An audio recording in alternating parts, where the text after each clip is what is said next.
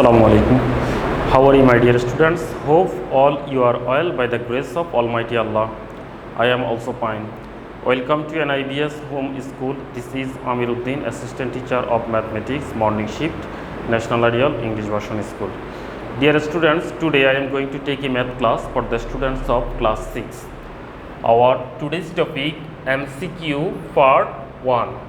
This is lesson number 28 and HW number 24. Okay, dear students, let us start our today's class. Here total 10 MCQ given and we will solve these 10 MCQ. First one is, which one of the following is prime number? Dear students, we know that the number whose have only two factor, 1 and itself, is called prime number. Here 9 has more than two factors. 1, 3 and 9 are the factors of 9. So it is not a prime number. 11 has only two factors, 1 and 11. We can, if we divide 1 and 11 by 11, if we divide 11 by 1 and 11, then remainder will come 0. And there is no other such types of number by which we divide 11, then remainder will be 0. That means 11 has only two factors. So that 11 is a prime number, and our answer will be, correct answer will be option B, 11. Now, 2 number, which one of the following is co-prime to 13? Co-prime to 13. Co-prime number. What is co-prime number? If two or more number has more than one common factor, then if two or more number has only one common factor, then the numbers are called co-prime to each other. Here 13 and 26.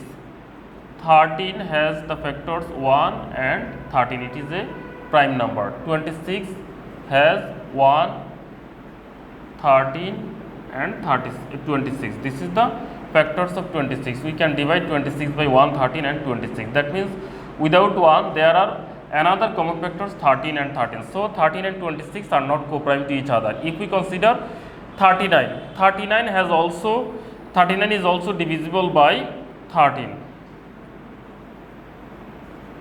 It's 1, 3, 13 and 39. That means 39 is not also a common co-prime to 13.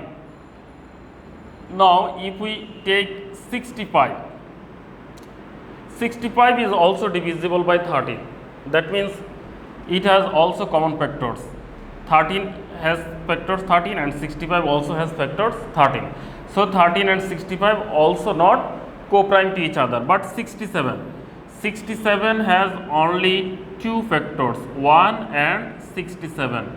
If we consider 13 and 67, it has only one common factor, and without 1 there is no other any common factor. So we can say that 13 and 67 are co-prime to each other. So our correct option will be option D, 67.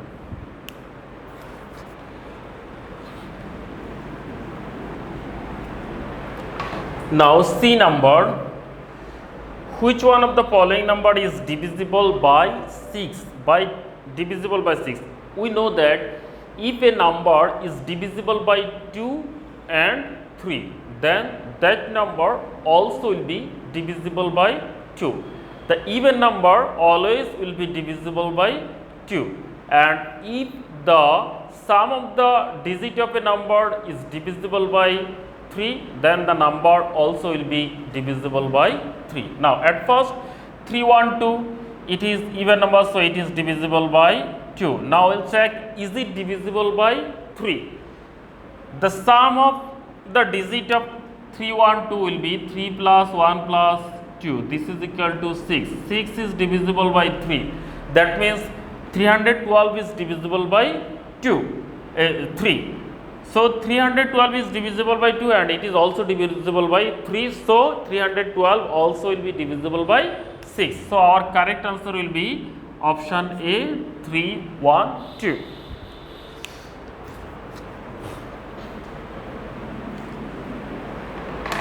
Now for number, what are the first four multiples of 3? First four multiples of 3, if we read the times tables of 3, then we can get the times multiple. 3 1s are 3, 3 2s are 6, 3 3s are 9, 3 4s are 12. These are the first four multiples. 3 6 9 12. Here 3 6 9 12. Option C is our correct answer. 3 6 9 12.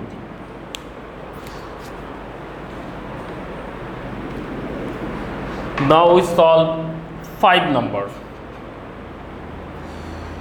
Product of two number is 32 and LCM is 8. Then what is the HCF? Here product of two number given and their LCM also given. We have to find out the HCF. You know that the product of any two number is equal to the product of LCM and HCF of that number. That means LCM multiplication HCF. This is equal to product of two numbers. Product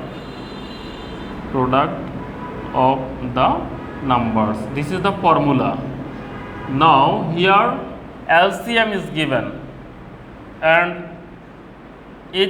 product of two numbers also given, or value of LCM is 8. Multiplication you have to find out the value of HCF.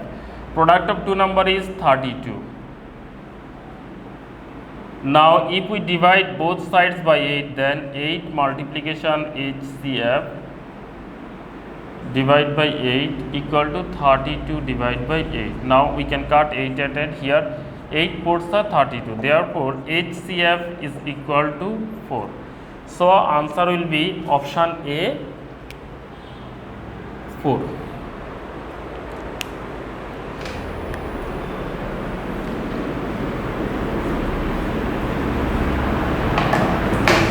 Dear the students, now we will solve 6th number, which is the equivalent fraction of 3 by 7. Equivalent fraction means if we multiply the numerator and denominators of a fraction by same number, then we can get more and more equivalent fraction of that number. And also if we divide the numerator and denominators of a fraction by same number, also we can get equivalent fraction. Here if we multiply these numerator and denominators by 4, then 3 4s are 12 and 4 7s are 28. That means if we multiply 3 and 7 by 4, then we can get 12 and 28. So here answer will be option B 12 by 28. Dear students, now we'll solve 7 number, which is not unit ratio. Unit ratio means the ratio which antecedent and subsequent are same. That's unit or unit ratio. That's ratio or unit ratio. Here antecedent 10, subsequent 10, so it is unit ratio. Here antecedent x but subsequent y, so it is not a unit ratio. Here subsequent and antecedent both are 1, so it is unit ratio. Subsequent and antecedent both are 100, so it is also unit ratio. There option B x ratio y, it is not a unit ratio.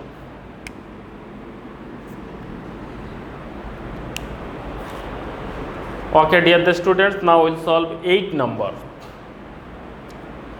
Sum of two natural number is 420 and their ratio is 11:10.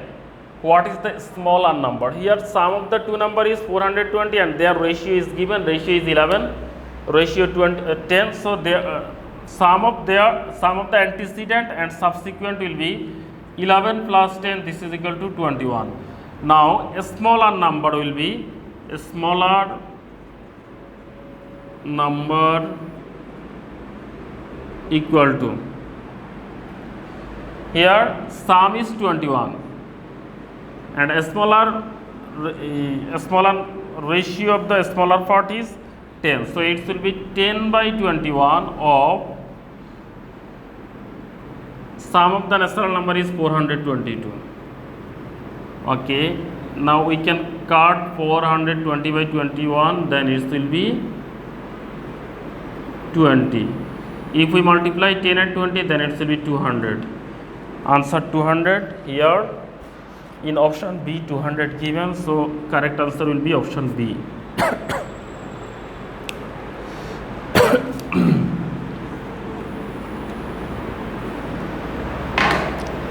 Now 10 number. Raju obtained 640 marks out of 800 in half yearly examination. What is the percentage of his obtained marks?